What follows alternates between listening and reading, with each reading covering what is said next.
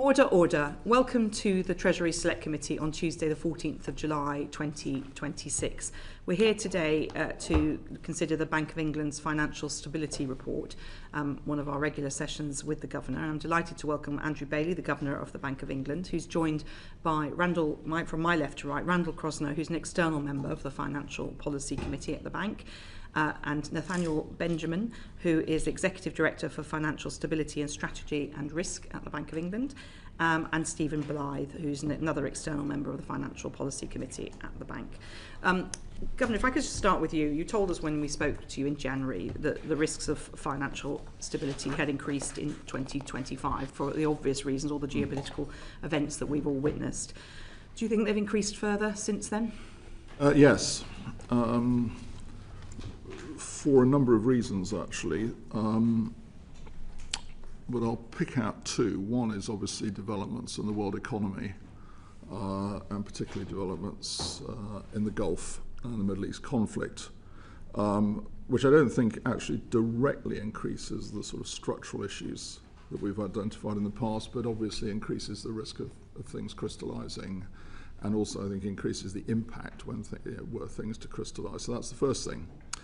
The second thing, which I have written to you about in the last week, is I would say is the big new development, which is the news on frontier AI and the cyber risk consequences of that. So I think, unfortunately, it's a sort of unambiguous yes to your question. Well, we'll come to AI in more detail later. Now, obviously, the conflict in the Middle East, we keep having a ceasefire, and then it's not a ceasefire. What's your prediction for how that's going to impact the long-term situation in the UK economy? Well, if you'd asked me this question a week ago, I'd have probably given you a slightly different answer. I'd have said a week ago, look, actually things, if you go back to the hearing we had on monetary policy a few weeks ago, I think I would have said, look, I think things are panning out at that stage, probably at the lower end of the three scenarios that we had painted in the MPR. But I would have added the very strong caveat to that it seemed to me that the situation remained unstable, and the sort of the ceasefire was fragile. Sadly, that's come to pass, obviously. I think where I am now, for the moment, is that obviously that as I say, that instability has come to pass. I don't certainly feel qualified to judge how long this is going to go on for in terms of this resumption of hostilities and how it's going to end. But it underlines that this is going to be an unstable process for the foreseeable future. Now, energy prices have come down. As of a week ago, they were sitting a bit above where they were before the crisis. They're now somewhat further above, but they're still obviously.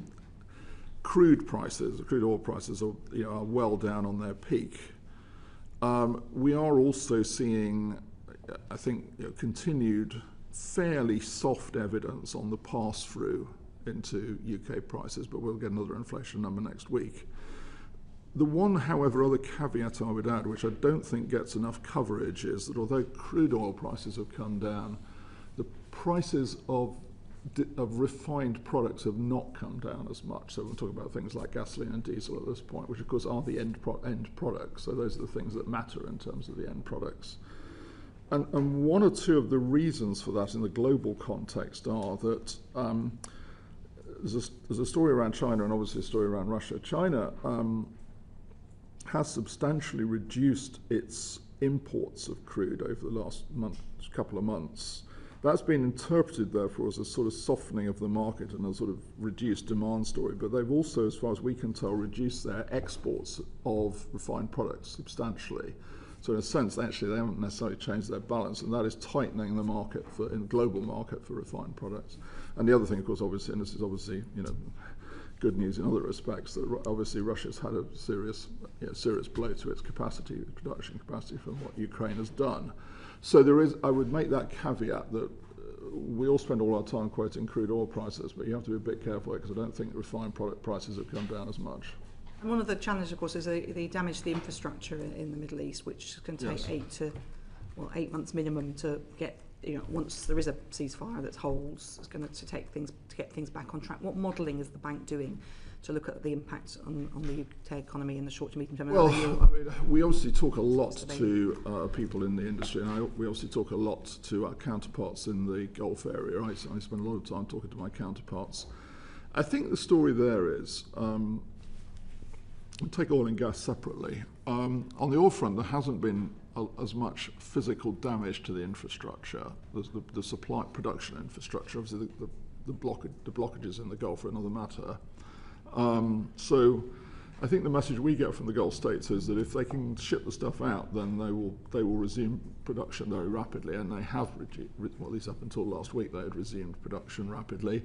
They are also have got quite big plans, which they're already executing, for building new pipelines to get round the Strait of Hormuz, to get it to ports which are south of the Strait. But that will obviously take some time to do. On gas, I think the story, certainly the story we get from the Qataris, who are the people who matter, obviously in that market, are, I mean, they're quite precise. I think they say about 80. I think they say about, if I remember rightly, about 83% of the supply is intact. The 17% that was hit by the Iranians in the attack some months ago now will take longer to bring back. They again too have got quite big plans for increasing their overall output of gas, but that again they're talking about sort of 2029, 2030, I think, for that. So I say they're clearly very determined to get supply back onto the market, but obviously what we're seeing in the Strait now is going to impact that.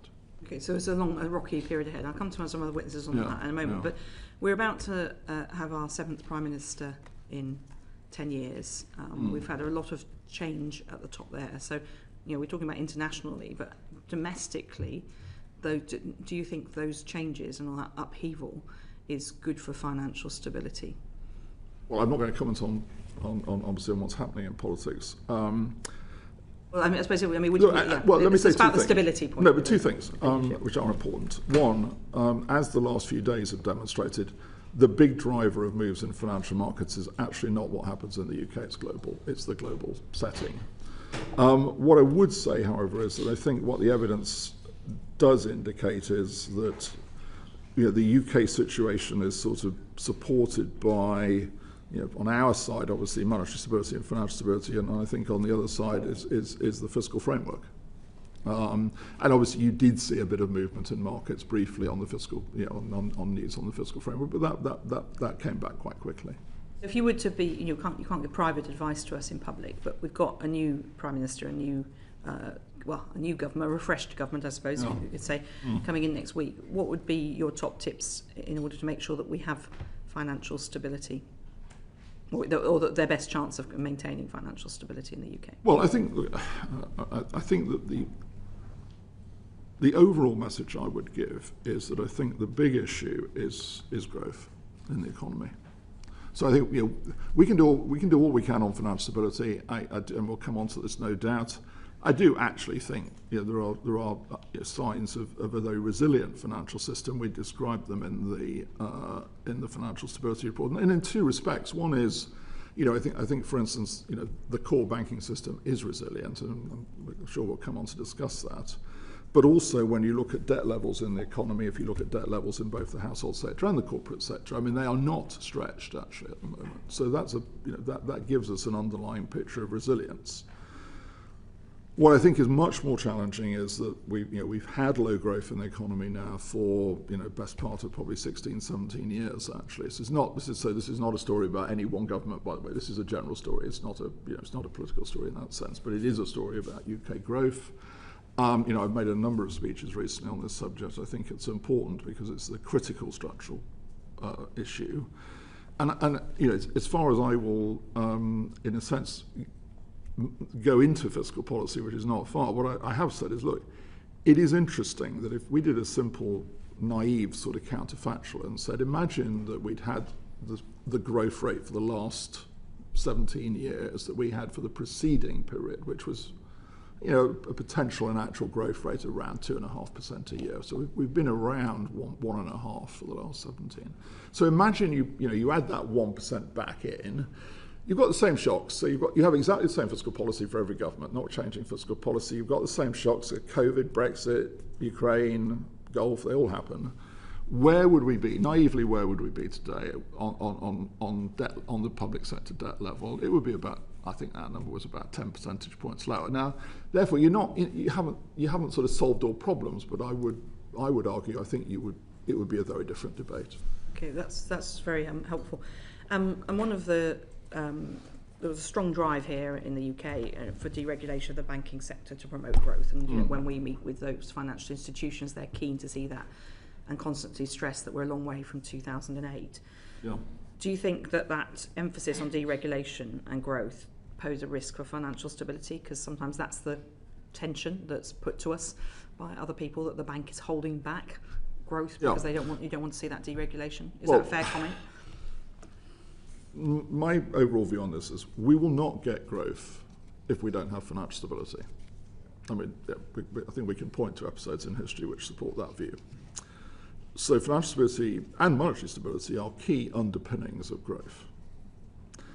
Does that mean, however, that every one of our rules in financial regulation is perfectly formed? No. I mean, it doesn't. Would that ever be the case? No, because the world always moves on. So do we support a process of review? Yes. I do think that where I do differ from some of the arguments that are put is, let's take the banking system, because it's important.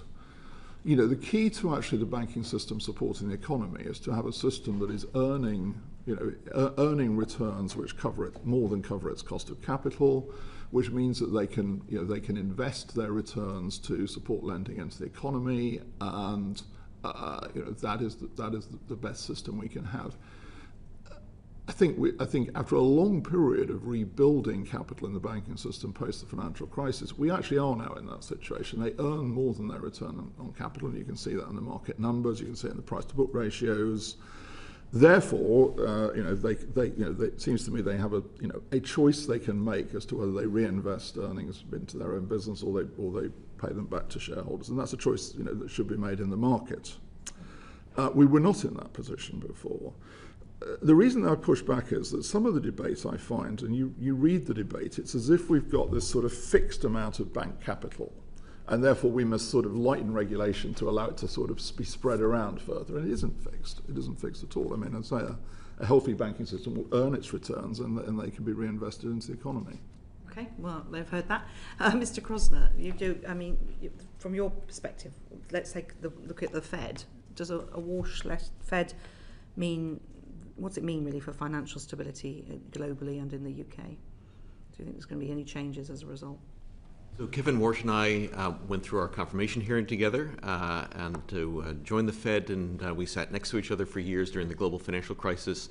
So he has been battle tested in financial stability, and he's very aware of and sensitive to those issues. So I'm obviously, no one can guarantee that there will not be a financial crisis, but he is aware of and very sensitive to those issues. Obviously, there's a lot of change in financial regulation in the U.S. And a new proposal related to the Basel III endgame, which I think is providing much more effective regulation. And I think it's very important not to confuse effective regulation with deregulation. We want to make sure that regulations are effective, that they reach the financial stability goals, but also that banks can intermediate, that they can actually do lending, they can do what they're supposed to do in the economy. And I think that's the key motivation for what's going on at the Fed now in thinking about financial regulation. And I think from the more macro perspective, Kevin is going to be very much aware of those issues, is not going to want to do anything that is going to expose the time that he is at the Fed to a financial crisis. But of course, sometimes events overtake what one wants, and certainly when I was at the Fed, I had studied a lot about the 1930s. Ben Bernanke had said a lot about the 1930s. I don't think any of us thought we would be in a 30s-like crisis, but having studied that period, that was very helpful, and I think Kevin, as well as others who have been through that period, will make sure that we're best prepared and will be able to respond to try to minimize the damage if there is some sort of shock that causes a crisis. Thank you, that's very helpful from someone who's so close to Mr. Walsh. Jim Dixon. Thank you, Dame Meg. Just looking at other risks that we're facing at the moment, we're just at the end of or sort of in the middle of the third wave of extreme weather of this year. So clearly climate change is sort of front and centre for all of us on thinking about the way in which the country and the world is developing. Would you say that climate change is now a bigger risk than you'd previously estimated? I think when the Governor came to us previously, you said it was sort of one of a number of risks, obviously, but it had slightly receded in terms of the extent to which it was something that you had as one of our primary risks. Would you say the recent focus on climate change has changed your view on that at all? Well, I was making a relative point. Wasn't making a point about the absolute level of climate risk. I was making a relative point. I'm going back to the Chair's first question. To me, given what we've seen on, for instance, on frontier AI over the last few months, I sort of have to make that point again. I mean, look, I'm not a climate scientist myself, so I'm not going to venture an opinion on what we can conclude from what we've seen in the last few weeks. But we've obviously had Europe has had a very strong period of very hot weather. I think it does remind us that there are very clear risks from climate. Yeah. And either the Governor or other members of the panel, does the sort of climate change we're seeing, does it impact on financial institutions in a way that we should be taking notice of? Would anyone want to, Mr. Benjamin, perhaps? So the channels in which climate change affect financial stability haven't changed. They remain very present. They are risk to banks, they are risk to insurers, and they are risk to core markets from climate change. This hasn't changed, and part of our analysis is to gradually embed this analysis into the mainstream of how we test financial stability. And we've still got sort of strong teams of staff at the bank looking at those issues and understanding the analysis that you're talking about. Because I think the Governor, last time we spoke, you said there were now, and you accepted there were now fewer staff perhaps working on those issues, and that might indicate a sort of a kind of lesser emphasis on them, which was perhaps a bit concerning. No, again, I make this point. We have to actually, allocate our resources to reflect sort of the relative risks as well. And for instance, AI has come up the league table very rapidly. We'll come on to AI momentarily. Catherine West, MP. Thank you very much, Dame Meg. On the point of AI, what assessment has the bank done on the needs around water, particularly internationally, thinking of countries like Malaysia, where it's such a big part of the economy now, but the physical needs around water, etc., that will, if not handled correctly, could have an impact on economic stability. What assessment? I'm not sure. I'm not sure we're the experts on that one particularly, to be honest. Mr. Benjamin. There's one aspect. It's always good to have an expert in your organisation. I'm not an expert either, but there is one aspect in which, and it is related to AI, in which the availability of water supply does affect those developments. It is we've all heard about the very large increases in the infrastructure of data centers that are being planned to develop AI capabilities. Those large data centers will require water supply in order to cool down the production line. The needs for water are large from that, and one of the questions are whether the water infrastructure will be sufficient to meet the needs for those developments at the pace that is currently embedded in the expectations of the markets. What assessment has the Bank of England done on the demand on the grid for AI in the UK, and what impact that might have on financial stability?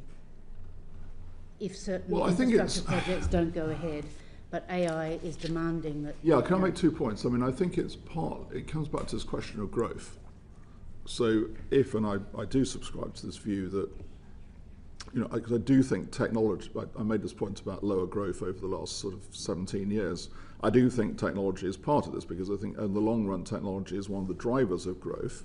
I think we'd probably globally been somewhat between sort of technology cycles. So we had the internet cycle, internet ICT cycle. I think the next cycle is likely to be some combination of AI and robotics. So I think this question about, grid capacity and data center capacity is relevant here in terms of supporting growth. The other point I'd make, actually, and this is a point I have to be honest, I'm not, not being an expert in this field, I hadn't appreciated until going around the country and talking to people who are closer to this, that there is also a question of what's called access to clean power supply. Now, I'm using clean in a slightly different context to the environmental point here. It's actually the quality of the power supply. In other words, the sort of having a sort of very high quality and very continuous power supply. Some people have made the point to me, and I think this is on their own at the moment. Renewables don't on their own give that clean power supply. They can be a big part of it, but they don't completely solve that problem. You need a base load of other power to make sure you've got that clean power supply. So again, I think in thinking of, and that's true for data centers. So I think thinking about that, then I think there does need to be thinking about how you ensure that we've got that mix of power supply. Thank you very much. John Glenn MP. Yes, can I turn to the decision to ease the leverage ratio by 0.2 percentage points? I want to try and understand the range of views that exist on this, because I understand that it appears to be a split decision, and the quote is, most judge that the benefits of the proposed changes outweigh the costs. It would be useful to understand what the range of views were, and how meaningful that range is in terms of decisions. We start with you, Governor. Yes, I'm happy to do that. Just to put it into context, I mean, I think the announcements we've made on the leverage ratio are, in my view, really about sort of cleaning up some of the issues around the leverage ratio. There was a particular issue where we'd made some changes back in 2019, which I think had created an anomaly, which was particularly affecting the large domestic banks. And that's important because they are the people who make, the highest proportion of loans into the UK economy, and it had left them facing a higher leverage requirement than was I think justified. So I think cleaning that point up was important. We have also, I think, increased the buffer usability in the leverage ratio, which I think also is important because it's exactly consistent with how we operate the risk-weighted ratio. Now, the one thing I would say is, of course, the risk-weighted regime and the leverage regime are not additive; they're parallel. Yep. That's important. So, we'd made some changes to the risk-weighted regime when we were here, and we talked about them in December. Yep. These are changes in the sort of the parallel regime. Now, the question, though, is this. So I think those things, for me, those things were all sensible things to do. The challenge we've got, and this is why there's some quite important words in the announcement, which I'll come to, is that we've got an issue with leverage in another context, which is leverage in financial markets. We've talked about this, I think, at previous hearings in the context of particularly of government debt markets. What we've seen in the period since the last hearing and in recent months is also a growth in leverage in equity market leverage. So in hedge fund leverage in equity markets, also in leverage in exchange traded funds. So there's a further growth in that world. Now it's all leverage, but it's a different context for leverage. But these two things are connected in the sense that the banking system is the ultimate sort of provider of liquidity, and therefore there are exposures between these parts of the system. So I think the question that for me, the question that we rightly debated at length in the committee was, is the better way, if we think we need to do something in that market leverage regime, is it better to do it in the banking world or in the market world? Is it better to tackle this market leverage question in the market sort of regulation world, if you like, or in the banking regulation world? Now, my own view, it's a personal view, I think it's better to do it in the market world, but we've got to land that because we've put out some ideas, got mixed responses, I'm not surprised. But you'll see that, final thing I'll say, you'll see that we've included some language which actually means we're going to do a bit of further work before we finalise these changes, which is exactly to this point. And it's particularly to say, do we think these changes might actually increase the market leverage risk? And frankly, the additional question will be, if so, but it's a question we've already got, what are we going to do about it in the market leverage world? Or do we do something in the banking leverage world? So I think there's sensible changes to make, though it's in their own right. But we have got this outstanding question about what we do about market leverage. Okay, so who can help me understand what a slightly complementary view to that is amongst the witnesses this morning? Mr. Blythe. Yeah. Thank you. So, I mean, I think the aim of the change to the leverage ratio framework to fix this idiosyncrasy that was the result of an increase in the countercyclical buffer in 2019. There was an offset in the risk-weighted stack of capital. There was an increase in the countercyclical leverage buffer. There was not an offset in the leverage stack. So that was a discrepancy, and that disproportionately affected the domestically systemically important banks. So I think there was unanimity on the committee that that was something to fix, and that's what's been achieved by this package. There's also a broad view that we want to be getting the overall balance of the risk-weighted capital requirements and the leverage capital requirements correct.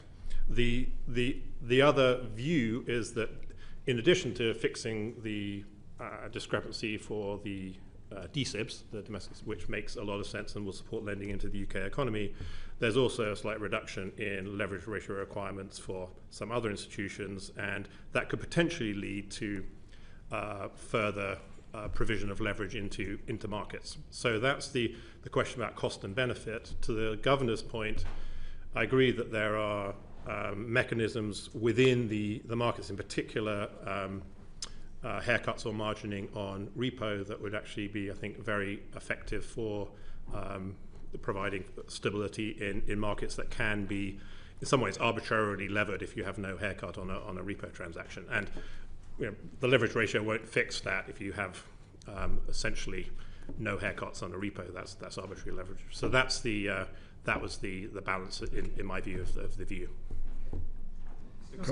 Yes, thank you. So we had an excellent discussion that I think got us to a very good outcome. Exactly as the governor and Stephen have said, key motivation was to sort of make the leverage ratio more effective and make sure that it's doing what we want it to do, which is to prevent excess leverage in the banking system. But I also believe that this is not the right tool to try to deal with market leverage. Things like haircuts or potentially centrally cleared transactions are the best way to try to deal with that. And so I think that what we were doing is trying to make sure that we had a lot of things that could be released in a crisis. Getting back to the previous question, that's a very effective way to try to make sure that banks can continue to intermediate during a crisis and provide both support in the crisis and more rapid recovery. And so a 20 basis point change in the leverage ratio does not seem to be material to me in changing the ability of banks to either provide leverage more broadly, just within the domestic economy, or more broadly, and we have much better targeted instruments. So making the capital stack, much more in the capital stack, releasable, that also is something that is very helpful in achieving not only the financial, we obviously have our main objective being financial stability, but also in providing support for a secondary objective on credit provision and growth, because that's something that will allow the banks potentially to reduce the so-called management buffer that they hold above and beyond the required minima. Now, of course, they're always going to hold something beyond that. They shouldn't be running right at the edge. But when there's a lack of predictability, when there's a lack of clarity about what is releasable, how much it has to be rebuilt, how that's going to operate, that leads them to hold a bigger buffer against that. And I think the approach that we've taken will help to reduce that. So make the leverage ratio more effective without in any way affecting the from my perspective, affecting financial stability, and not addressing the market risk issues, which we'll do through separate means. Can I just come on to the decision about lowering the capital requirement from 14% of risk-weighted assets to 13%? Because I think there are two broad set of views there. There are those that obviously think that this is where does the benefit go in terms of to the banks or and their shareholders, or to the economy as a whole. But there's also, I think, still significant dissent amongst many banks over what is the actual net effect of this, because there are so many caveats that the notional 13% is never met because of all the different elements that go into it. And people then say, well, if you look at the bolder measures made in the US, we are not really getting to, there's still quite a margin between where we are in the consequence of this change and what is actually happening in other environments. How do you respond to those observations? Well, I would disagree that the US has taken bolder measures. I don't think they have, actually. I mean, the latest package they've announced is to implement Basel 3.1, which obviously we're doing as well. We've published a number of comparisons. We've actually, in the latest numbers, compared the leverage ratio comparisons. Their leverage ratio is actually higher for international banks. So I would disagree on that point that the US has done bolder things, actually. I'd say the same about the euro area. I don't think they've done anything bolder than we have. Let me make 2 points. I think I just the first one is just to reinforce what Randy said, which is we know that banks maintain what they so-called management buffers above our requirements. And as Randy rightly said, there are reasons for doing that, which will be about how they run their businesses, and that's understandable. But I think what we've done is it will enable them to have more confidence to reduce those buffers, and certainly that's our aim. But second point, we actually included a diagram in the publication we made. We would like to see the buffer structure simplified. So if we're talking about bold things to do, it is too complicated at the moment. We would like, frankly, a single buffer and a single releasable buffer.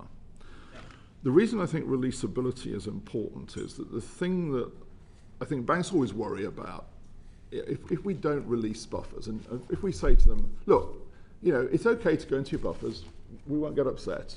They always come back and say, well, will you? So the stronger, they always say, look, the stronger thing is if you're prepared when conditions change to take the buffer away, I accept that there'll be a rebuilding process at some point further down the line. That's a stronger message. So we'd like to see that. And we'd like to see it simplified so there's only one of them. To do that, we need international agreement. The buffers are a product of the international structure, the Basel structure. Essentially, we are, and Sam Woods, when he was obviously with us, made speeches on this subject. We've been leaders in advocating that. We will keep working to get an international consensus to tackle the buffers. We're not quite there at the moment. But I think that's the bold thing that should be done, and to say we're strong supporters of doing it. But when banks look at what their effective situation is, they tell us that they never get to that amount because of all of those add-ins and overlays that actually occur.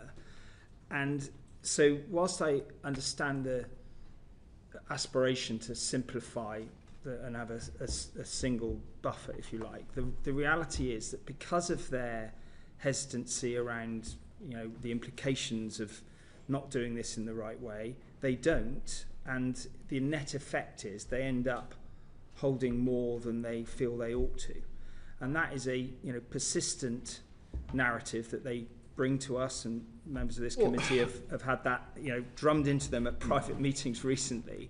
So I mean, you present a very sort of smooth and clear version of where you'd like to go. But the bottom line is, operationally, it isn't working like that right now. Can I just let's take that. Let's sort of pick that argument apart for a moment. Why do they say that? Well, there are at least three reasons I can think of. One, we've already covered, which is that they maintain so-called management buffers above what we require. That is their choice. But I recognise there are things that we can do to simplify the structure which might assist them to maintain smaller management buffers. I think they'll always have them, but they will have smaller ones. Randy touched on this. And I think what we've done is steps in that direction. But as I was just saying, I think the big step in that direction would be to move to the single buffer if we can get international agreement. That's the first thing. The second thing is, look, capital requirements will differ from bank to bank, partly because of what the business they do. And partly, I'm afraid, sometimes because they fail to demonstrate to us, the characteristics of running the business that we expect. So we do sometimes put add-ons in. This is in the PRA's world more than. Can you give an example of that? Well, yeah, if they show that they can't manage risk adequately, our supervisors can put on. And that is an active. Yes, that happens. Yeah. Right. Okay. The So other we thing should go back to the banks and. Yes. And okay. Yeah. That's doing our job. Look forward to having them. For I'm sorry, Mr. Benjamin's nodding. I wonder if Mr. Crosner's who's been. Get your act together. They also good risk management. If they're not doing good risk management, they're not acting appropriately. Absolutely. I mean, they can also get higher capital requirements bank by bank because, for instance, they have greater concentrations of risk in particular activities. That's, again, a reflection of the risk they're taking. So that's the second point. And then the third point is sort of the fundamental one. I think many of them still think that 13 is too high. Now, I want to come back to points I made actually early on to the chair's question. We will have a strong banking system, and they will earn strong returns if they are, well capitalised, they are lending into a strong economy, and they are earning the returns. Now, I think the evidence is that they are in a strong position. I mean, there are a lot of complaints, frankly, about how much they're earning. Yeah. I've said, look, they have to earn their cost of capital. They are doing that, actually doing somewhat more than that. That's a sign of their resilience. So, the capital system does support their resilience. I mean, they will never say that to you. I'm afraid the odds of us getting them ever to say that, no, it's not going to happen. But I'm afraid it is a fact. They are supported by that. If they have weak capital, they will not be supported in that sense. What it feels like to them is that there'll be a move forward in one area, and then, for example, Sam Woods did not include the exclusion of unencumbered gilts when looking at the regional, leverage ratio denominator. But that's not in Basel. Basel does not. Nobody does that. The US doesn't do that. I mean, excluding gilts from the leverage ratio, I know they'd like it, but frankly, that's not in Basel. It would be contrary to Basel, and nobody does that. Thank you very much, Mr. Did Mr. Crosner, did you want to come in? You look like you were getting So animated. I think this is one of the reasons why we have stress tests to and make sure that they do have appropriate risk management. And most banks do pass a stress test now. So it's not we're setting a barrier or a hurdle that is so high that is unattainable that no one can get an A in the class. Now most of the banks are getting an A in that, so they know how to achieve that. And I think it's completely appropriate that if they are taking undue risks, then they should have add-ons. Yeah. If they have processes in place and sufficient capital and appropriate risk management, then they are free from that. But the fact that major UK institutions have an effective requirement closer to 14.25% rather than 13% in reality is really just a function of them not operationalising risk management appropriately. Well, it will come down when Basel 3.1. I mean, part of this is that Basel 3.1 will reduce that. Because remember, when we went, it's work in progress. When we went from 14, look, when we went from 14 to 13, we were actually marrying up top down and bottom up. The FPC does top down, PRA does bottom up. The bottom up element is coming down, consistent with 14 to 13, and a good part of that is Basel 3.1, and that's why the FPC felt it was sensible to match the top down. Could I ask you, Mr. Crosner, about this? What the banks tell us about the apparent gap with the US that the governor pushed back on. I mean, what some of them have said to us is that the UK banks now face a 190 base point capital premium compared to the US competitors. Now, you can dispute the quantum of that, but do you recognise anything like that, or any meaningful difference between the US and the UK? Many different ways to calculate those sorts of comparisons. Yeah, and that's how you sort of get out of jail on this subject. Yes. And also, one of the challenges also is that just accounting is very different for like what are considered bank assets, and so that becomes a challenge to do the international comparisons. I think we've been trying to undertake a review to and obviously what we put into our reports is looking at international comparisons. The UK is a major global financial center, and it has to be competitive. And I think we very much take that into account. I'm very cognizant of that and bring that into the discussions. But then when we get into the specifics, where there's 190 basis points or minus 10 basis points, that becomes a bit more of an art than a science.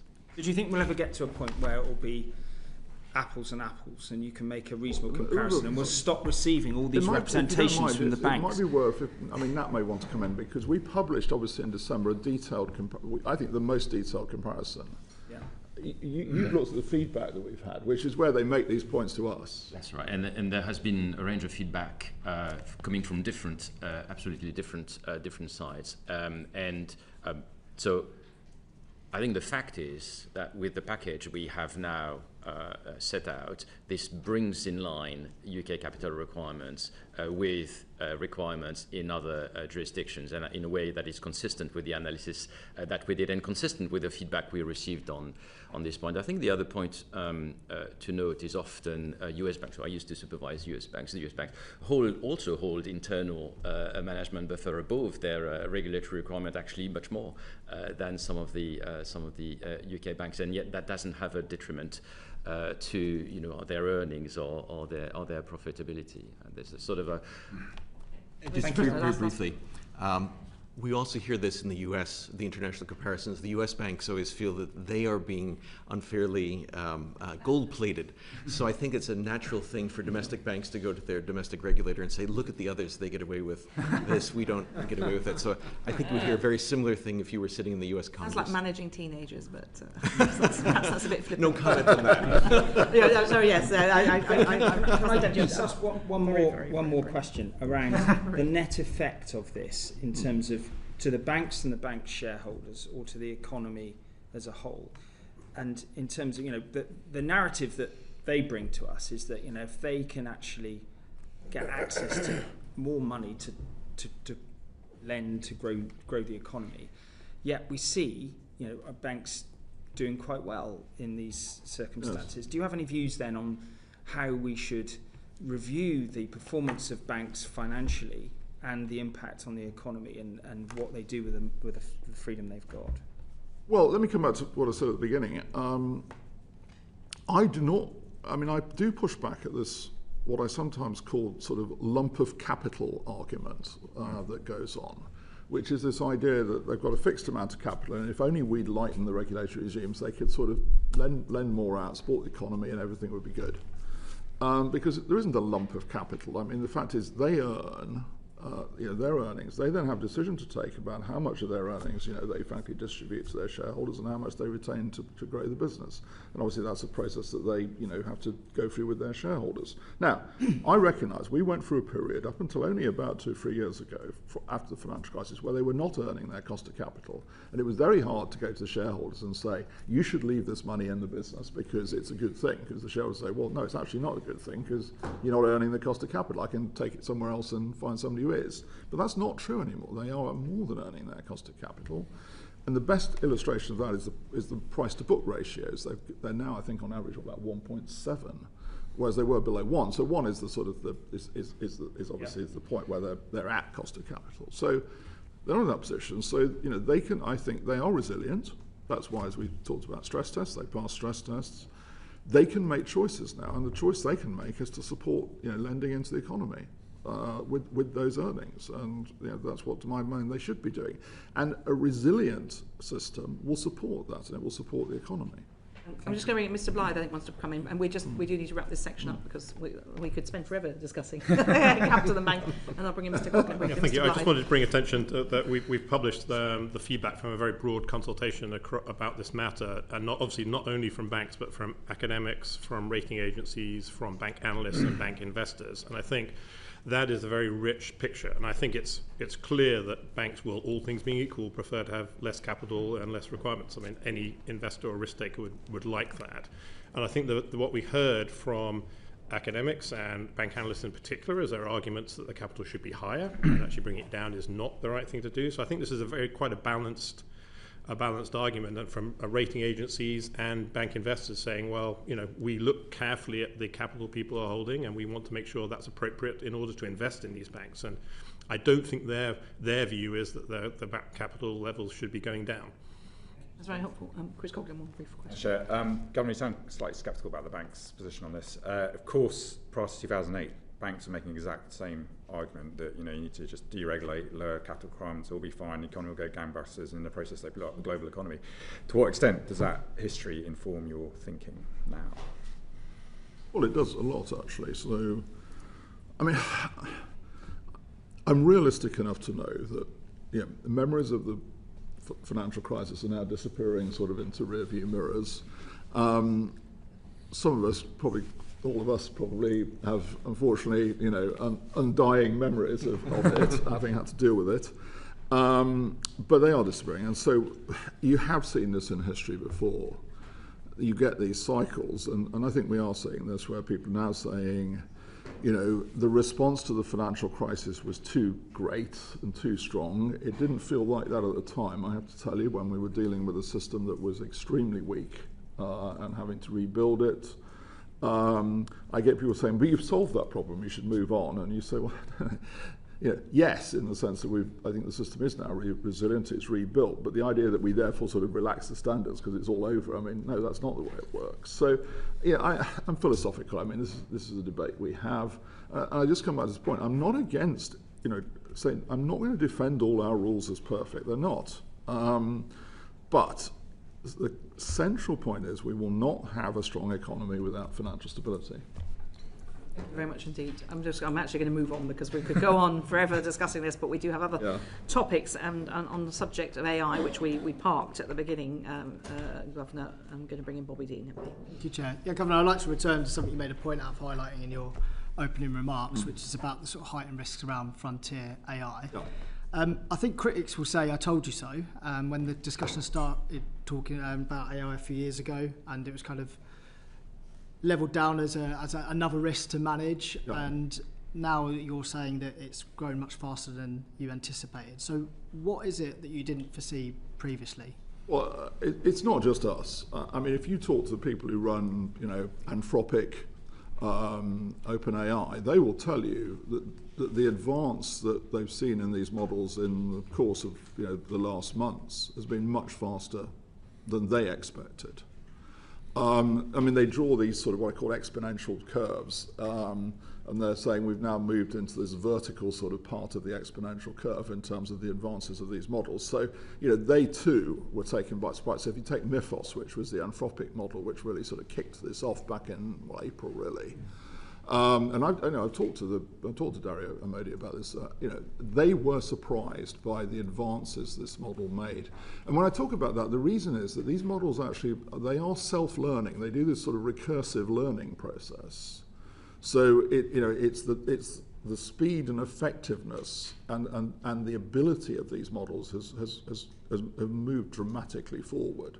And so when they're subjected to the sorts of tests that the AI Security Institute in the UK, which is, by the way, absolutely world leading on this, subjects them to when they test the models. And they say how effectively and how quickly are these models solving and real world problems that they're given. It's moved on dramatically in terms of A, what they can do, and B, the speed at which they can do it. I think we can all accept that the reality has moved on much more quickly, but we obviously had an inquiry into AI financial services, and I feel that we heard evidence about the potential advances in AI and how they felt that the financial service sector was perhaps underprepared for the potential movements. Now, the fact that it's happened more quickly than anticipated is one thing. But one of the things we heard from lots of regulators at the time was that actually our existing risk frameworks are fine. We can be technology agnostic. Do you still hold that? Well, I think, can I say, I think there's two things here that we can, and they need to, they're both related to AI, but they need to be sort of kept separate. So on Frontier, we're talking about cyber, very specifically. And to use a sort of sports analogy for a moment, Frontier AI will strengthen the defense and the offense. So if you're the defense, if you're us, if you're the banks, firms, you can put Frontier AI to work to strengthen, because it will find the flaws that have been buried in there for a long time sometimes, and you can fix them. Unfortunately, if the offence gets hold of it, they will do the same thing to attack you. And obviously, the whole thing at the moment is can we make sure that the defence gets strengthened, effectively before the offence, and that's getting much more challenging. The second thing, which I think you're referring to, is equally important, but this is how banks use AI. So we're not talking about cyber here. We're talking about how they use it and the risks that come with that. That's equally important. And I think your report was very helpful and very good in this respect. We are very actively engaged on that subject too. I think the one banks are. I think my sense is banks are using. We're all using AI a lot more. I mean that's a truism, but the banks are using it a lot more. Where I think it's still more talk than actuality is things like agentic trading systems, setting up your own agents. And I think that's right, because I think there are some very big questions still to be answered about how that world actually would work. For instance, I mean, the one thing, I'm not a lawyer, but the thing that strikes me is if you have an agentic trading system as a bank, and going back to Frontier AI for a moment, I mean, what Frontier AI demonstrates is that the recursive learning capacity of these systems means that they actually develop their own abilities. And as my colleague Sarah Breeden has said, but we don't invent this. We get this from the firms who are developing it. They learn to cheat and they learn to lie. I'm sad to say. Where do they learn that from? Well, it's partly inherent in them and partly because they're trained on a data of past experiences, and they cover things up. Now, if you've established an agent, you've got to be very clear where the legal liability rests in all of this. So I think there are things that will need to be resolved before that world really develops.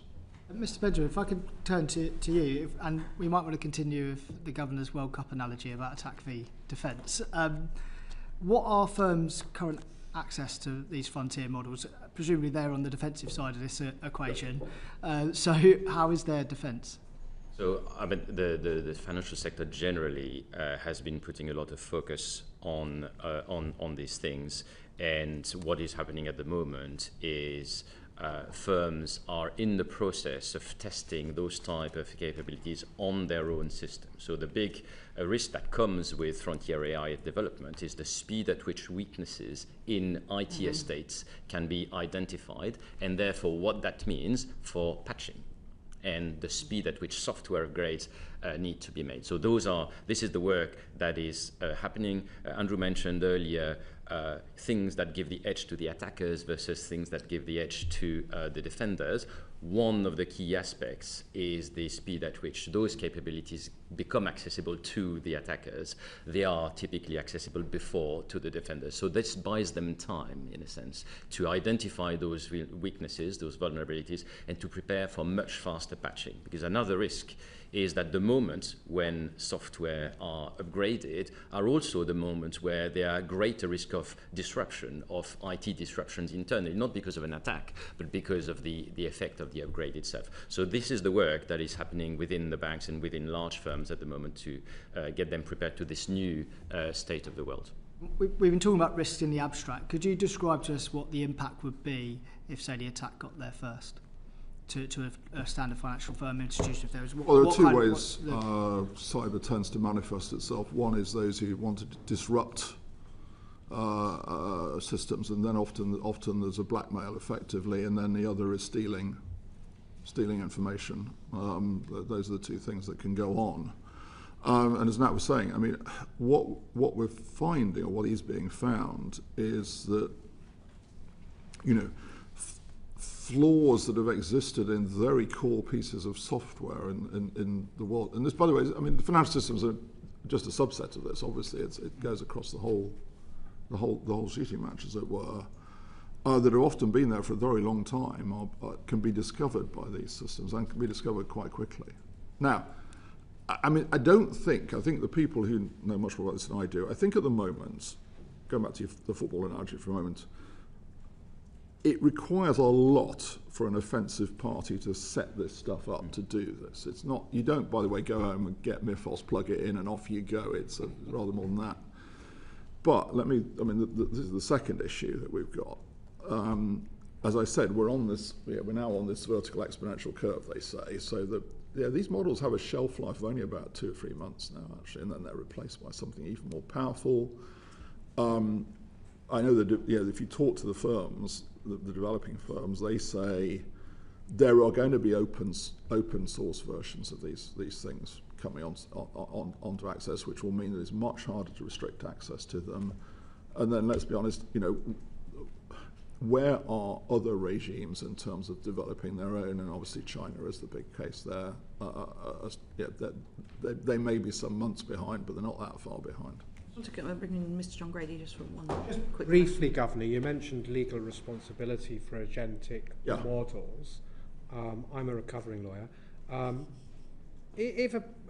Is the bank, and do you think we are clear about who is responsible if, for instance, financial institution A uses an agentic model and it starts cheating and lying, and as you described briefly, because I don't want to derail the whole hearing?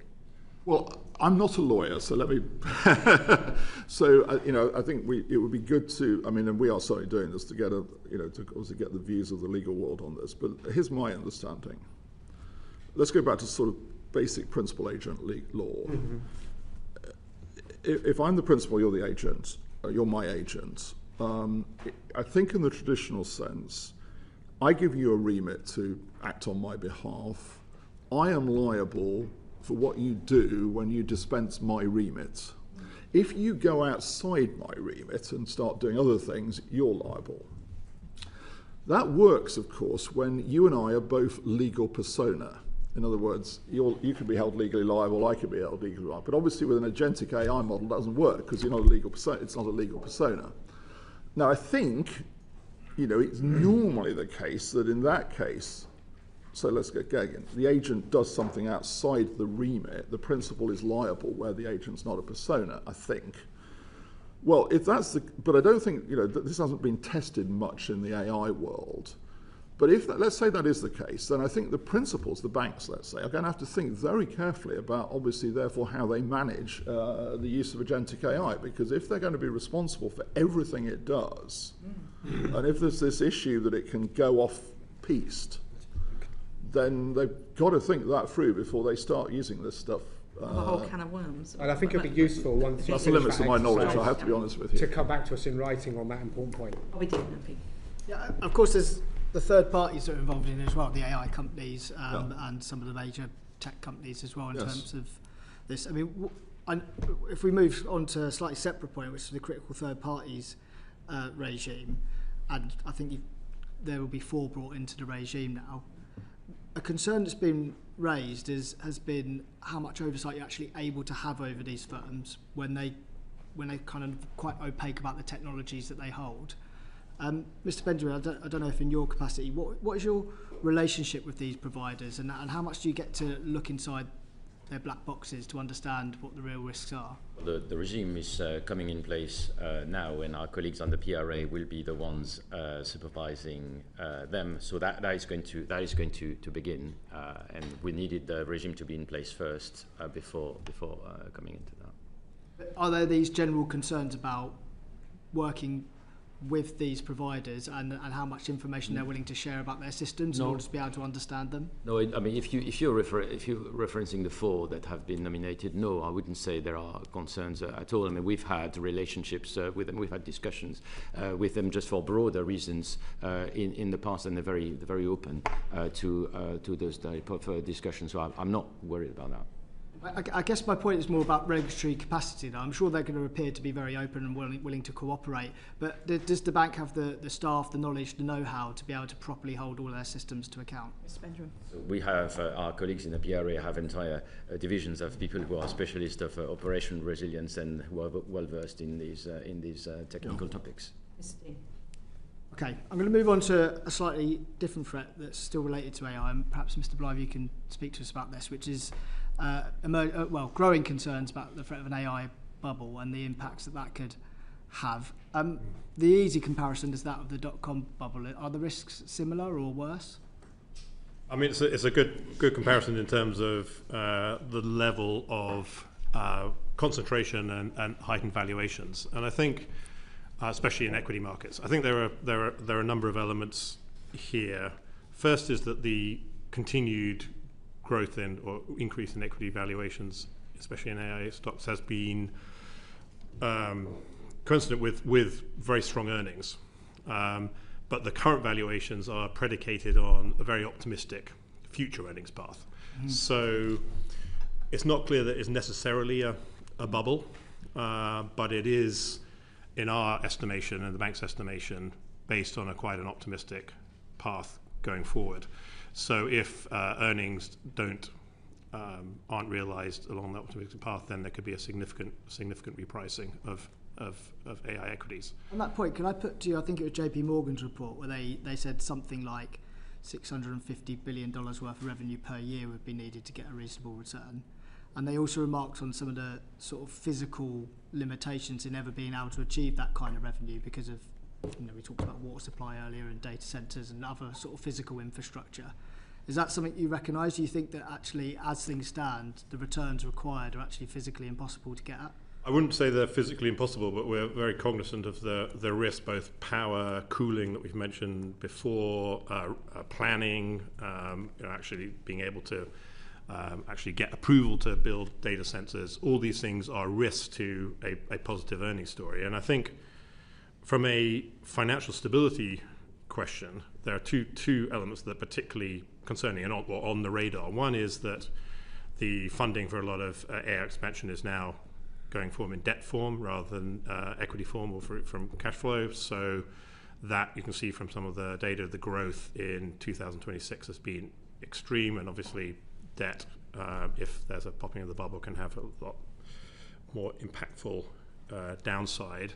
And the second is there's a lot more leverage, which we mentioned before, but leverage on the long side in AI equities, and that's both institutional and retail, and that's both of those can be concerning. So institutionally, a lot of levered funds, hedge funds, have been taking long positions in AI equities, often funded either in derivative form or funded by prime brokerage. And then on the retail side, a lot of levered ETFs. So this means if there's a fall in equity prices, then that can lead to a negative spiral. So I think from a financial stability point of view, market volatility is not per se a financial stability concern, but when it can be amplified rather than contained, then it does. And I think those risks are growing on the AI side. And that change towards heightened leverage positions has happened very quickly, it seems, over the last year or so. We've got information about Alphabet's position, for example.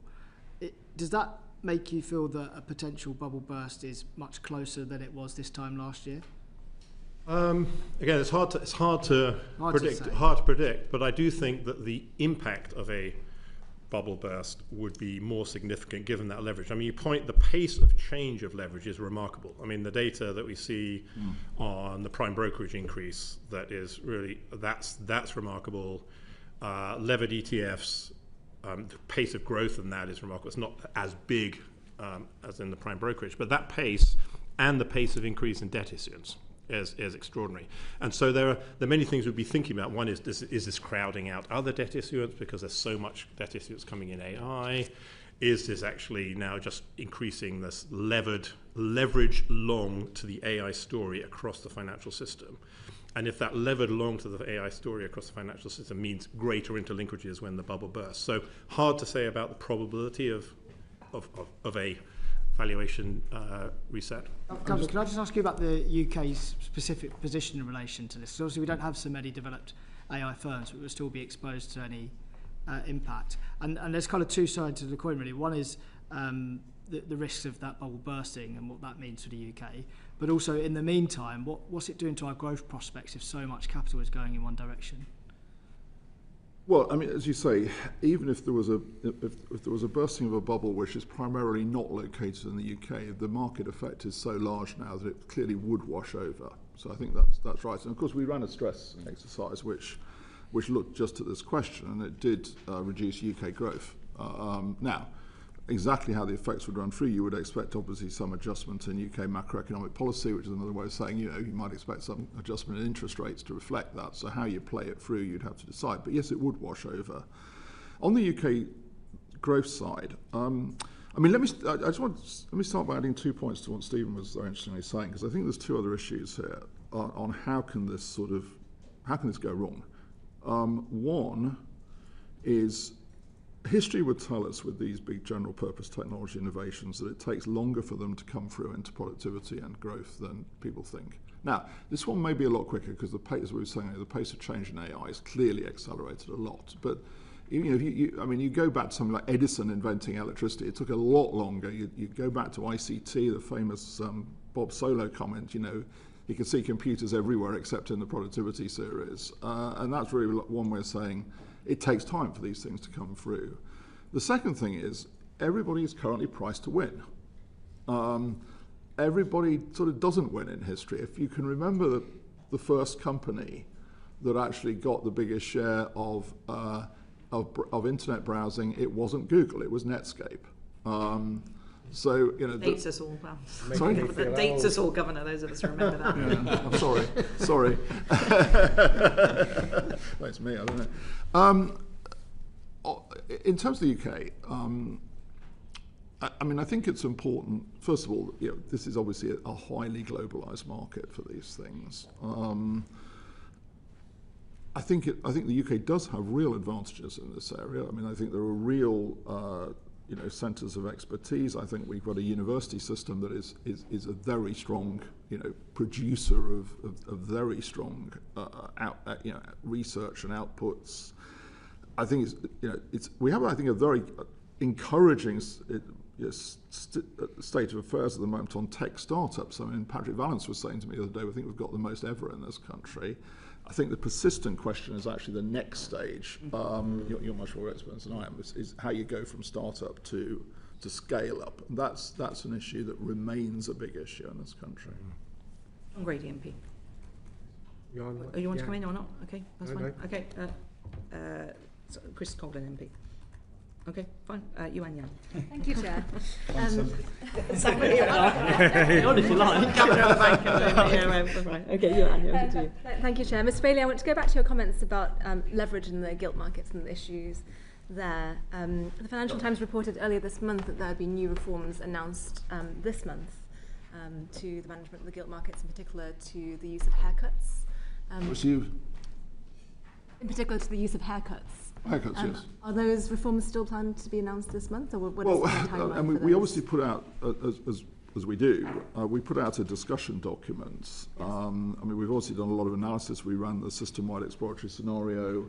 From that, our conclusion was that rather than sort of what I call sort of classic regulation in the institutional sense, of the financial institutional sense, we thought there were areas where, you know, market regulation, and particularly, as you said, in these areas such as clearing for gilt repo, would be sensible. I think it's fair to say that we got a mixed bag of responses. We were not surprised because obviously there's a whole set of different interests at play in this. So I wasn't at all surprised by that. We are currently going through working out what to make of that, and we will come out with proposals. Do you want to? That's right. I mean, part of the responses we had was, I mean, clearly, clearing is happening. Clearing of repo is happening in the US. And a natural question from us, well, you know, it is happening in the US. Is any reason why it can't happen in the UK? That's the question we posed. The feedback we got was that there were differences in the structure of the UK sovereign debt markets that weren't present in the US. So we're reviewing and reflecting on that feedback carefully.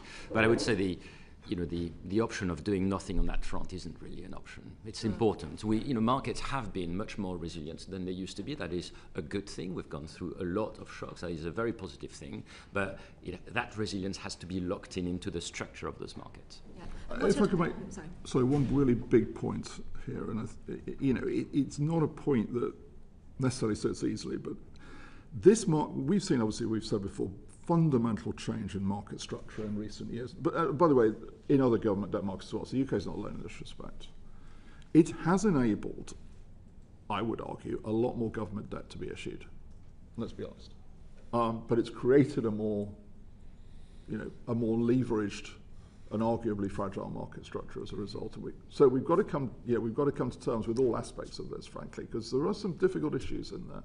And what is the timeline, Mr. Benjamin, for those those future reforms to be? So we're in the process of evaluating the feedback, reflecting on the feedback we received. We will provide an update on our thinking here as part of our Q4 financial stability report. So that is the next step. And that will be an update on the thinking rather than the announcement of new measures. So These things will take time. Okay. So in the discussion paper you mentioned before on September 2025, enhancing the resilience of the gilt repo market, you launched that in collaboration with other agencies such as the DMO and the FCA and the Treasury, and also the market participants, because of course management of the gilt market falls between all of those different agencies. So do you plan in drawing out those reforms, in setting out those reforms, to continue working in that collaborative manner? How will you consult with those agencies? Mr. Benjamin. We're working together with these colleagues on an ongoing basis. This is not a new thing, and those are issues we discuss very collaboratively with our colleagues in other agencies. Yeah. So will it be a kind of combined decision of those agencies, or will it be a bank decision? How does that? Well, ultimately, in terms of who has the power to implement specific decisions, this will depend on the nature of the measures, but these will be things we discuss together. Yeah. I mean, I hope we can come to a consensus on it. Okay. And I want to go to the most controversial of the measures, which is the haircut on gilt repo, which Mr. Blythe, you mentioned earlier, I think. Am I right in thinking that you're on the pro side of such a measure? Well, I mean, I think I mentioned actually in my hearing when you were appointing me that when I've traded a lot of repo and traded a lot on the buy side, and obviously all things being equal, I'd rather have no haircut and be able to get unlimited leverage, but with a and I think I would speak for every hedge fund every hedge fund manager. Why would I? Because obviously that if there's even a small haircut, that might increase my cost marginally. However, from a financial stability point of view and in the round, I think it's a very important thing to be looking at that there's some minimum haircut on gilt repo seems to me entirely appropriate. I don't think that would impact actually on the functioning or the ability of the market to function appropriately and be resilient to shocks. So yes, I'd be on that side. Appropriately calibrated, of course, because yeah. What would you say to your former colleagues who responded to your discussion paper saying that this might backfire because it may raise funding costs and reduce gilt market liquidity? Yeah, I mean, I think that's a very effective lobbying argument, because anything that says, and I would obviously make that same argument were in the seat. However, I think we should not be... Obviously an inspired appointment. Obviously we should... I don't think we should be allowing unlimited leverage in the gilt market in order to maintain a certain level of levered hedge fund return. I mean, if one has slightly higher capital, that might mean that hedge fund returns are slightly lower. That does not mean that funding costs would go up. That does not mean the market is less liquid. It would just mean that hedge fund levered returns are slightly lower. And I think that's probably the right place for the cost in the system. I mean, is a big concern here the lack of quantitative evidence on each side of this argument as outlined in the discussion paper? I think it's certainly as the governor said, the market has shifted. The market structure for gilts has shifted, and in particular as the defined benefit pension funds have become less of a demand, and also as real money asset managers, insurance companies, etc., have bought their duration in gilt markets through futures. Yeah. So we have a particular structure. It doesn't just in the UK market and the US market, where the buyers of the cash gilts against the futures are hedge funds, and that's financed by this repo market. So we have a particular case here, but I don't think there's evidence that would be disrupted in any particular way by having an appropriately calibrated repo haircut. In terms of quantitative evidence, we have very deliberately started to publish much more aggregate facts on the exposures and positions in core UK markets, so that market players can better use that information themselves for their own risk management and use that to be better prepared for shocks when they hit. So that is a complement to the system-wide stress test that we did. On your point about the cost of the minimum haircuts, I think part of the feedback we received, which is a valid point, is that the eventual costs to participants is not just based on just that one repo that is being done. It's based on all the trades that are being done by those players in the round. And usually the repo is only one part of a broader set of trades that are being done, for example, together with some futures or some derivatives. And it's important to look at the all-in cost rather than just the cost of a minimum haircut. Thank you. And Mr. Bailey, finally on this point, the chief economist at Handelsbanken has written a note describing that the underlying problem here is the loss of a stable investor base in gilts, and all of the issues that you're now seeing with leverage is one manifestation of the underlying problem. So is there work being done in the bank or across government to look at how to increase the domestic or retail participation in the UK gilt market? Well, I think the issue there is, there's two parts to this. One, it's all about pension funds, but there's two parts to this. One, we have seen what I would call, because of the profile of the population, we've seen what I call a maturing of particularly of defined benefit pension funds. In other words, their age profile of them is coming to a point where they're not going to be natural buyers of longer dated government debt, which is why the DMO has reduced the duration of its issuance, because that natural source of demand, which actually was a very good thing, it was sustaining longer maturities and longer duration in the UK government debt market is naturally falling away. And you can't do anything, and that's a structural point. You can't sort of somehow replace that. It's a function of the population to a great extent. So that's the first point. And the second point is one obviously we've also discussed, I know, a number of times in the past, which is, and Mr. Glenn and I did a lot of work in the past on this, is of course we also want to see a greater share of pension fund investment going into the real economy. So we are, again, there's a number of big moving parts to this story. It has obviously resulted, but the UK is not alone in this respect, in a greater share of the purchases being done by what are more price-sensitive investors in the hedge fund world. The other thing I would say, of course, also is that the UK, of course, also has, and for a long time, has had a current account deficit, which means that there is a greater reliance. Overall, it's not you can't narrow it down particularly to one market, but there is a greater reliance on overseas investors in that sense. Thank you very much, Ms. Young. John Grady. So briefly, just to follow up on that, Governor, you mentioned that this has allowed more debt to be issued, but the market's more fragile.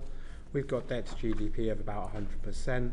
Does that give you any concerns from the point of view of just the government being able to borrow in sufficient volumes, should it wish to, and the price of that borrowing? Do you think that's something that adds to those concerns? I think briefly, Governor, please. 2 points.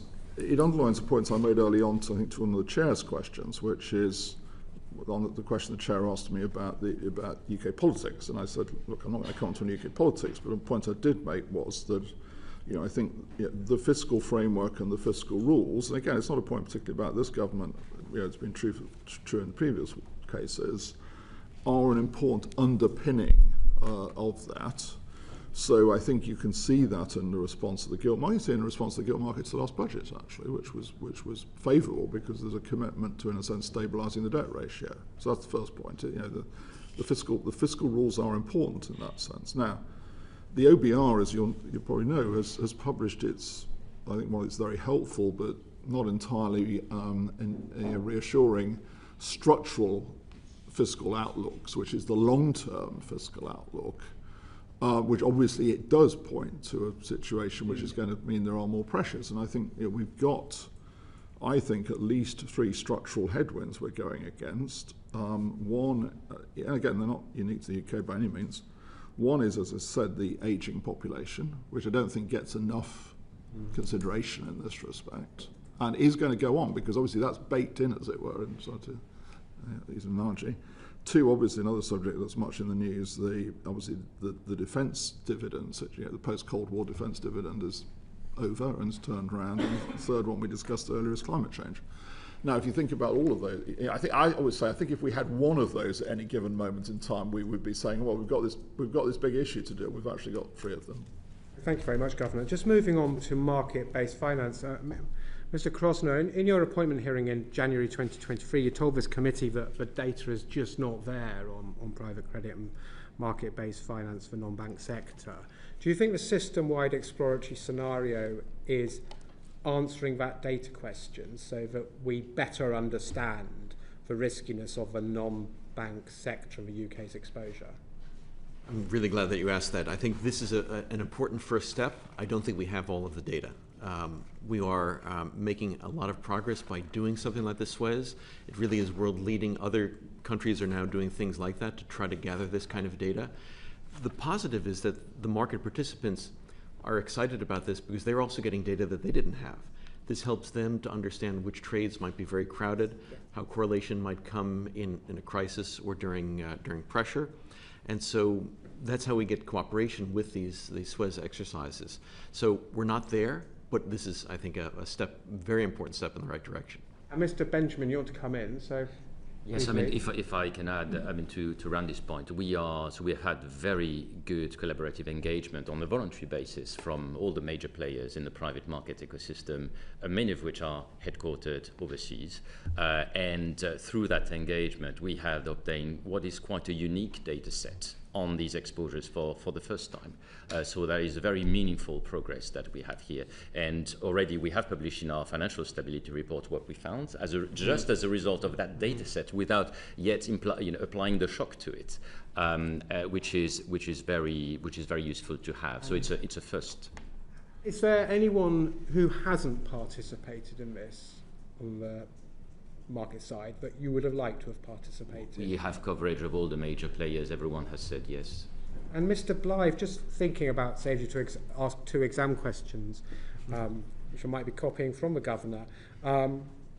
2 questions. Does everyone properly understand the interconnections between private credit and other parts of the system? And the second question is, do the people who own it understand the characteristic of the things they own? So far, with the progress made with this exercise, do you feel those kind of exam questions are getting closer to being answered? Yeah, I mean, I've been really pleasantly impressed by the amount of, the amount of engagement, and to Randy's point, the large majority of capital providers and the asset managers and the capital providers are international. So this really has to be done on a voluntary basis, and the fact that there's a lot of willingness to, I think a lot of willingness participants is actually a testament to the credibility of the previous Suez and the credibility of the bank staff in carrying this out. So I've spoken to a number of people in the US in particular who are pretty interested in what we're doing.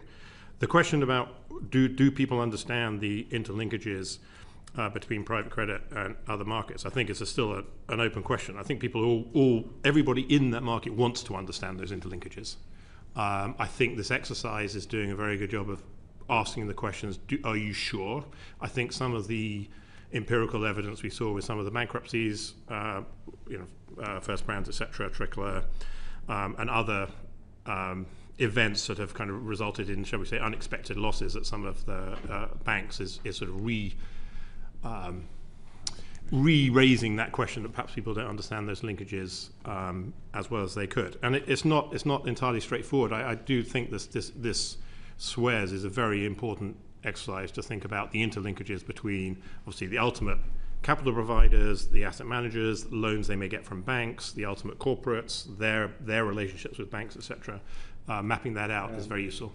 Governor, I expect you to want to add something anyway, but do you think, given the growth in private markets compared to the banking sector over the last, say, 20 years, do you think we're all giving enough weight to this sector as opposed to having long conversations, rightly so, not criticism of John, Mr. Glenn, but about buffers and so on? Do you think we need to be actually shifting our weight to focusing on this sector more internationally with your colleagues? I mean, so let me put my other hat on for a moment. I'll speak as chair of the Global Financial Stability Board for a moment. I mean, it's interesting when you look at the agenda of the FSB over, I don't know, the last 5 years, it has shifted substantially towards into the non-bank world, into this world we're now talking about. Much of our work is now in this world, and to your point, you were asking about data. Look, I think one of the big issues we've got to solve still, and we've got a working group in the FSB, which I chair actually, which is seeking to do this, is to get cross-border data sharing on this whole market risk issue, because it's not as good as it needs to be. Because if you go back to the questions about hedge funds in the gilt market and the leverage, it's the same, tends to be the same big macro funds that are also leveraged in other government debt markets, and you will therefore get the risk of knock-ons across this. If we go back to what we were discussing about, with Stephen about margining, we saw last year some of the moments when we got the bigger movements in the gilt market was when we were getting margining requests coming in other markets. Because what we were talking here about initial margining, when we talk about sort of zero margining, the problem with that system is that if you have no sort of constant margining level, the margining from the models, from the risk models, becomes more pro-cyclical, because when volatility does come into the market, they start margin is demanded, but that's pro-cyclical. And we saw some signs last year, particularly during the tariff volatility, of knock-ons between markets going on. So the international issue is very important in this respect. Thank you very much, Governor. Thank you, Dame Meg. When you talk about risk, do you think that could, Governor, do you think that could be a dysfunction in the gilt market completely, arising from a sudden correction in equity markets? I mean, how far do you think that risk could go and make it crystallised? What I would say is this. We've obviously had volatility in the gilt market during the course of this year, caused by events mainly in the Gulf, and the market has been resilient to it. So we've had functioning markets throughout. We've had markets that have stood up and been resilient. So I think it's important not to be too sort of, in a sense, sort of too negative on that front. But obviously, look, we've also had examples in the past where we have had volatility, and in one case where we had to intervene. And we've developed tools to deal with that, because we have to be ready for that. You think you're ready for it? Well, we've certainly got a lot more tools than we used to have, and we will use them if we have to. I hope we don't, but we will if we have to. Benjamin, you ready for it? Yes. But that's great confidence. That's what. If you sit next to the boss, you've got to say that. Yes, that's how if I may, one point I wanted to add to the question of this pivot from banks to non-banks to market-based finance. This has been very much reflected in the type of stress tests that we run. So we no longer just run stress tests of banks and insurers. We start to run those market-wide stress tests, like the first Suez, now the private market Suez, because of that shift in the provision of finance across the financial sector. Okay. But despite that shift, there's sometimes story that banks are no longer involved. That is not the case. Banks are still very involved, because they are by far the major providers of leverage to the non-bank world. That is the case for private markets, and it is the case for hedge funds. So they're still very involved. Thank you. Can I just add to Mr. Brady's point? I think that balance, the balance between continuing to focus on banks and looking at private markets is a very important one, because I would not want to hyper-correct into all this risk has gone out of the banking system. It has not. There is risk in private markets. It is less easy to get data. We are doing more work on that, but actually maintaining focus on the banks, which obviously are the deposit holders, I think is still extremely important. Everyone's coming on this. Mr. Crossner, very briefly. Very briefly. Yeah. Ultimately, the risks always go back to the bank balance sheets. So no matter where it is the system, it's going to go back to the banks, and so that's why we need to understand the interconnections, but we can't lose sight of the importance of the banks in the system. Thank you. Julie Minns, MP. Yes, I just want to turn to household debt. Obviously, we've seen an increase in mortgage rates. What's that doing to household resilience? So there has been, as you said, there has been an increase by around 75 basis points in mortgage rates since the December FSR. So that has affected a number of households. However, the majority of households had already been through some much higher rate hikes. So by and large, the housing sector, the household sector in aggregate has been resilient despite that rise that we saw.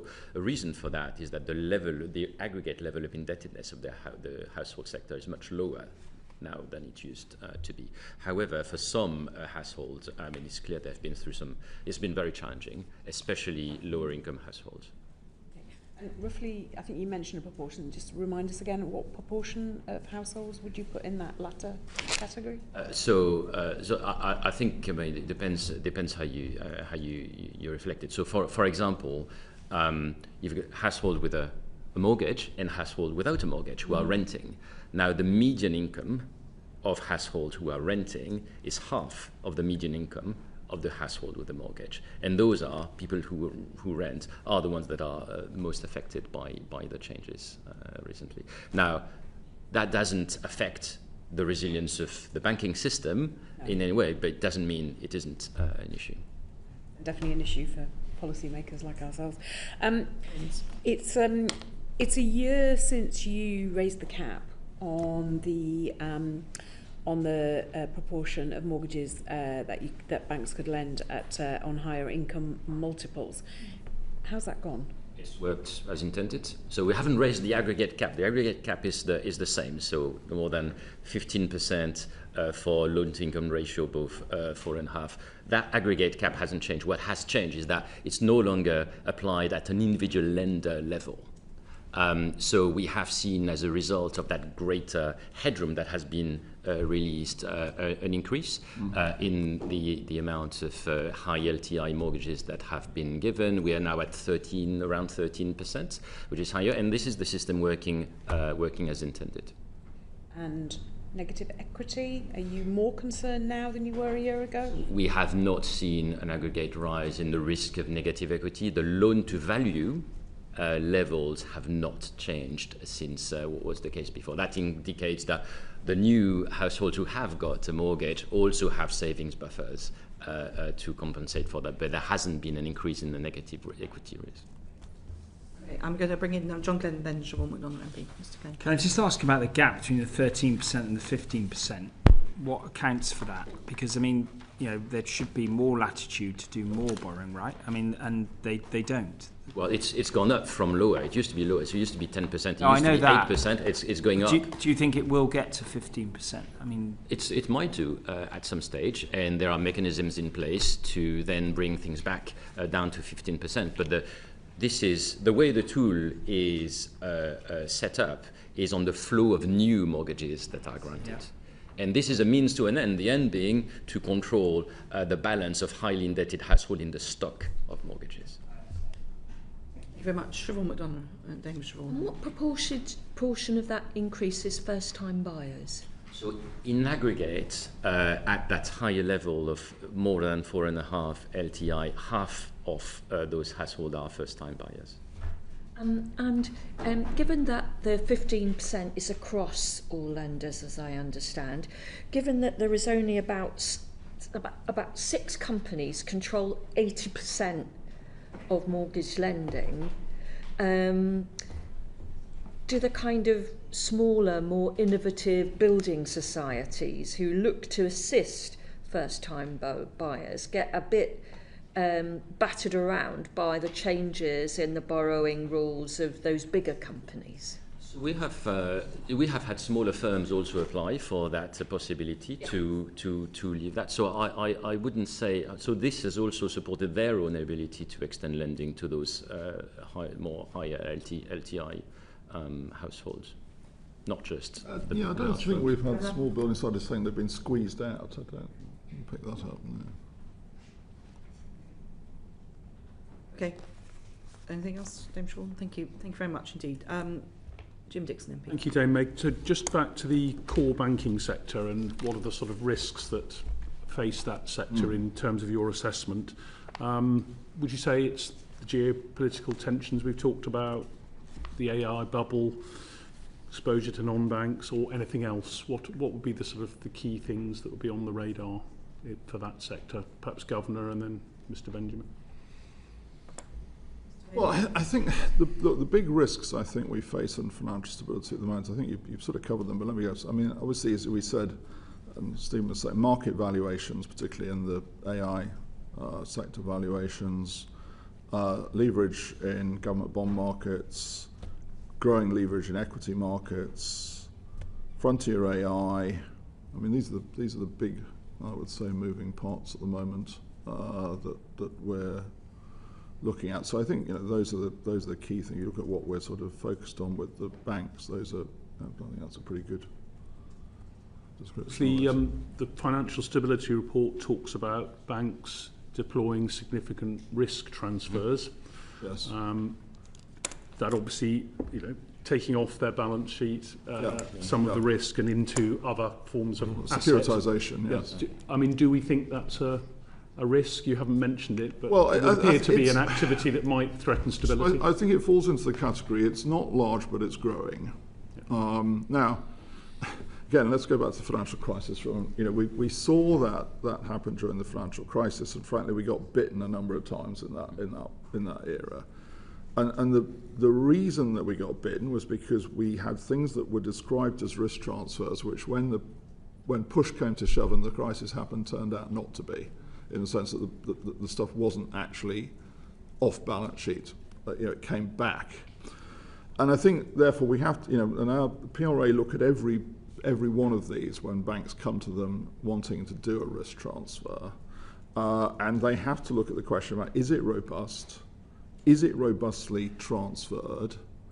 And I think there is some evidence of, frankly, there is some pushing at the margins of this going on at the moment, and that's one of the reasons we highlighted it in the report. Some of this pushing, frankly, is allowed internationally. I have to say we've probably held a somewhat firmer line on this front than has been always the case, I think, internationally. So I'll give you an example.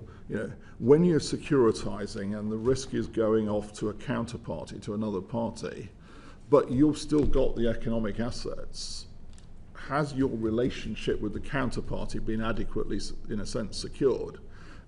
We tend to call it, is it funded, in the sense, have you got pre-positioned assets that will fund it, or are you going on basically a promise from the counterparty?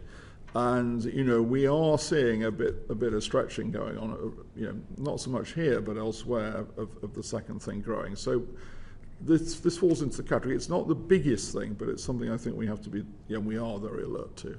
Do you think it's growing?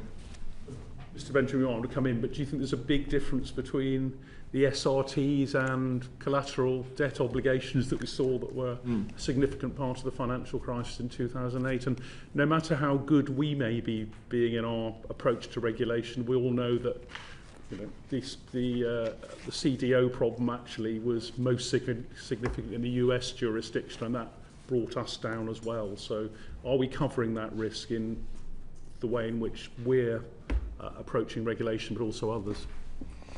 So I would say there's a few differences. I think there are two differences in the fundamentals. One is that banks are stronger now than they used to be. And two is the underlying books of loans have been subject to stricter underwriting standards on average than was the case at the time. So those are two differences in fundamentals. In terms of structure, one of the difference with CDOs that were being traded before is, in the case of a significant risk transfer, is not something that is then being traded. It's a relationship between the bank and the investor. It doesn't detract from the fact that if it's unfunded in particular, it can create some counterparty risk to the bank. And when we talk about lessons learned from the global financial crisis, banks' ability to understand the degree to which they are concentrated to counterparty exposure is a recurring theme. If we look through the list of risk-facing banks that Andrew went through, nearly all of them are channeled through their exposures to the non-bank market-based finance, all of them. So the importance of understanding counterparty concentration is an important lesson to remember from the crisis. The fourth one I would include, that in our stress tests, we do assume these things don't work properly. Yes. So, do you think the banks know enough about what's in those areas that they're transferring risk to have a really good sense of how much risk they're taking? Well, they have to know how much capital could be really, how much risk is actually transferred for the PRA to actually approve that significant risk transfer. So this is approved one by one by the PRA, so it's different. And is there anything that you would, obviously the Governor talked about some of the activity appears to be pushing the envelope a little bit. Is there anything you need to do proactively now to rein that in a bit and make sure that we're not exposed to an additional risk? Well, that is happening. Our colleagues in the PRA have been writing to banks to flag the importance of those, creating that counterparty risk, especially in the case of unfunded transactions. And it won't be long before you're hearing complaints, I'm sure. You have broad shoulders, Governor. Thank you, Damon. It goes with the territory. John Glenn MP. Please, could we explore your attitude, policy, mindset towards stable coins? there's been the drop of the proposal to impose a temporary limit on the ownership. You've got the 40 billion issuance, the sort of cap. I wonder if it's viable for anyone to issue with that, what sort of work has been done on that, and if you could also, getting all the questions out up front, what could you characterise the approach you're taking vis-a-vis EU and US, where are we different or similar? Governor, do you want to start? So, I think the first thing I would say is just put in slightly broader context. What we want to see in payments is, I think, is that we get the benefits of digital technology into the payments world, because there are real benefits in terms of smarter contracts. Benefits in fraud, benefits in things like late payments.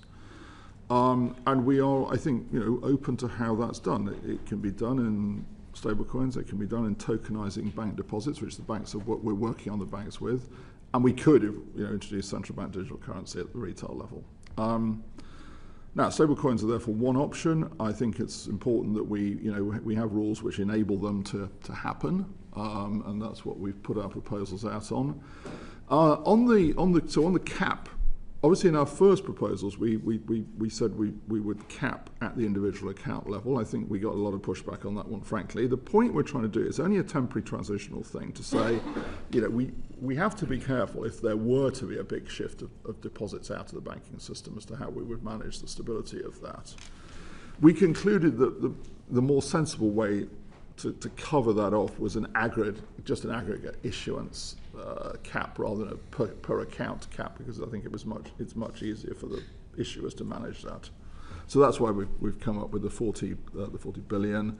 I get a sense from the response we've had so far that actually the people who are thinking about issuing think that's sort of all doable and workable and quite sensible. So we've had a pretty positive reaction. We made an adjustment to the mix of backing assets. We changed from 60-40, 60 being high quality remunerated, 40 being central bank reserves, which we would not remunerate because our view is they're not then lending on to create credit in the economy, so they're not performing that function, which is important. So there is a big difference with banks there. We felt that looking at it from the point of view of what liquidity these issuers need to have, that 70-30 was fine and doable. We've also provided for the fact that these issuers will have the ability to use, have an account at the Bank of England. They will be a repo facility if they need it. It's not a standing repo facility because, again, they're not banks.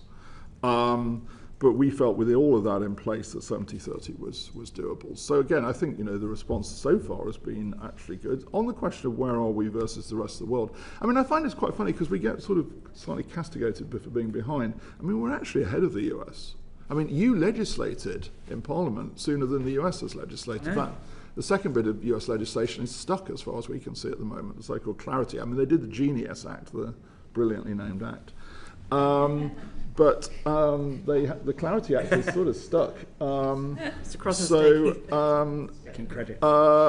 In terms of our rules, some of the US agencies have got their proposed rules out, some haven't. So we're not at all behind, actually, in that sense. Right. I think the amended proposal makes a lot of sense, and I think the analysis that the bank has done is that the 40 billion issuer cap actually is commercially viable. There are actually issues that we've talked about, is actually that there's an issue about the amount of short-end gilts that are available to actually to serve as backing assets. That's the difference between the UK and the US. That's something that we're obviously talking with the DMO and others about. But I think this is an appropriate change that was about the pace of adoption of a stablecoin, because if that goes too quickly, then there can be disintermediation. Okay, and could I, Mr. Krosner, please come in. On the US, I just want to underscore what the governor said. We did pass the Genius Act last year, but there has continued to be an ongoing discussion about remuneration and whether there will be and in what form remuneration will occur. So we really haven't implemented yet. One of the things that really is quite different about the UK regime is that 30% that has a direct access to the Bank of England, which is, I think, a real differentiator, because one, it allows the bank to monitor on a tick-by-tick basis if money is flowing out very quickly. And so we know that there'll be at least 30% cushion that's there in case there is a so-called run that occurs and that will have much less. It'd be much less likely to have a big disruption in the market because of monitoring that. So I think that's a very important distinction. And if I could turn to crypto as well, we're told that in the US there are emerging fears that community banks are issuing loans to farmers, and that's threatened by the flow of those funds to crypto assets. Can you make an assessment of what would happen? Could that happen over here?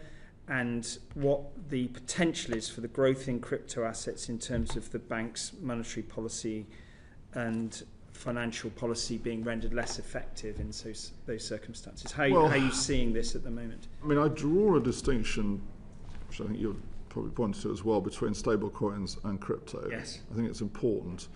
Stablecoins, I always say, look, they purport to be money, therefore, they need to meet the test of money. But as Nat was saying, access to us means that what goes with us holding them to the standard of money is that we give them also what they need from us to be money. And the absolute fundamental point about money is that it has a short nominal value. So if you're going to use it in payments, you and I know if we're making a payment that my pound is equal to your pound. We don't need to worry about that. Crypto isn't like that. I mean, crypto does not have a short value. That's the key difference. So it's a very different animal in that sense. And the banking... But that sort of, by stealth, the destabilising effect of higher volumes of crypto in the bank, in the financial system, how do you respond to the... Well, I mean, on the point of, I don't know precisely what the system is in US community banks. The Basel, I mean, we follow the Basel rules. The Basel rules are very strict. In fact, arguably, many people say too strict on the treatment of crypto. But they do, I think, it's fair to say, act to limit banks' holdings of crypto. That's right. At the moment, the links between the world of crypto and the core of the financial system are not deep at all. We're monitoring that very closely, but the links are not deep. Yeah. Now, what I do think is, I've heard one or two cases in the US where crypto firms have got banking licenses. I think there's one or two cases I've heard about. So there is that is not the case here. No. Okay. Thank you very much. Thank you. Can I thank our witnesses very much indeed for their time. We've had an interesting discussion, a long discussion about the capital rules and banks and whether the balance is right. A lot of discussion about the risks posed by AI and the pace at which this is moving, and the challenge for regulators and firms of keeping up with the risks involved. So there's a lot of food for thought there. And also we discussed the accumulation of investment in AI and whether this is affecting growth in other sectors and what might happen if the bubble bursts, among other interesting topics today. Always an interesting session. So can I thank our witnesses very much indeed. That's the Governor of the Bank of England, Andrew Bailey, Nathaniel Benjamin, who's the Executive Director for Financial Stability and Strategy and Risk at the bank, and the two external members of the Financial Policy Committee, Randall Krosner and Stephen Blythe. The transcript of this session will be available on the website uncorrected in the next couple of days. Thank you to our colleagues at Hansard and thank you to our colleagues at Bowtie for the broadcasting. Order. Order.